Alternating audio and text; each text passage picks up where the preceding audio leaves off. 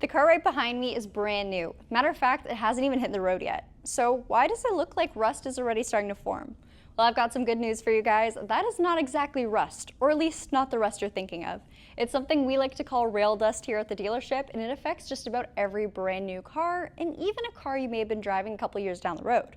Today's video, we're talking about where it comes from, what it is, and of course, how you can get rid of it. Let's get right into it.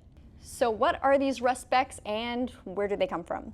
Number one, the most common place that you'll get it, especially on a new vehicle, is by transit. Most vehicles are shipped by rail. So those steel wheels we'll find on trains and their steel braking mechanisms fused together create a lot of heat and a lot of hot metal shards that seemingly love to float onto your vehicle's paint. Now, if you have a white car or a lighter color, it's definitely more noticeable, but of course it doesn't have a preference on exterior color paint. They'll stick to any vehicle it can find. And it doesn't just sit there either, it actually embeds itself into the clear coat. Now when you first notice these spots on your car, they may look like black metal spots or just black dots, maybe a little bit of dirt on your vehicle. However, once these metal deposits oxidize, meaning oxygen and moisture fuse together, they'll turn into a rust, so you'll get that typical orange or brown shade. It's not the same rust you'll find on an older vehicle like my beautiful pickup truck. That's structural rust and I'm proud of it.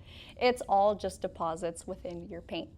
Now, it may not seem like a big deal and it might not be to you at all, but over time they can get harder and harder to remove, so it's best that you try to get rid of them while they're still fresh and new. If it's a new vehicle that you just recently picked up, most detailers will take into account the iron deposits from shipping the vehicle, and we'll go through our step-by-step process to remove it before a customer takes delivery. But it's worth noting that these deposits can happen later on in your vehicle's lifespan too. So it's not just the shipping by rail that sticks it on, it can also be driving through industrial areas, driving through construction areas, or even stop and go high traffic driving. Brake dust from other vehicles can stick onto your vehicle and cause the exact same situation. So it's a lovely endless cycle. Now let's get into how to remove it, working our way into our detail bay here at the dealership with a full step-by-step. Now the first step is a good old-fashioned car wash. You'll want to get all the loose dirt and grime off your car before we prep the surface for our fallout remover. I recommend doing this in a shaded area or in a garage so the sun doesn't dry out your car too quickly. Once we've got that out of the way, we'll move on to our fallout spray. Doesn't matter which brand you use, all of them will smell very bad. I'll warn you guys in advance. You'll follow the manufacturer's instructions. Typically, they're a spray that you'll spray on and let sit. Our company recommends doing 10 minutes, but the time frame may vary depending on your specific chemical. Essentially, this fallout spray seeps in and dissolves your fallout or rail dust on your car. Once it's sat, you'll then rinse it off and inspect your paint for any remainders, any stubborn little spots that did not go away with the fallout spray. Now, if you do find any, don't worry, that is normal. Some of them are harder than others. The next step is to clay bar. Now, a clay bar is a handy tool that helps you get a lot of imperfections out of your paint. Doesn't matter what brand you choose, again, just like our fallout spray, find what works best for you and what's accessible. One thing you will want to do though is make sure the surface of the clay bar you're using is not already contaminated from the last job. You'll also want to make sure you lubricate the surface you're working on as well as the clay bar itself.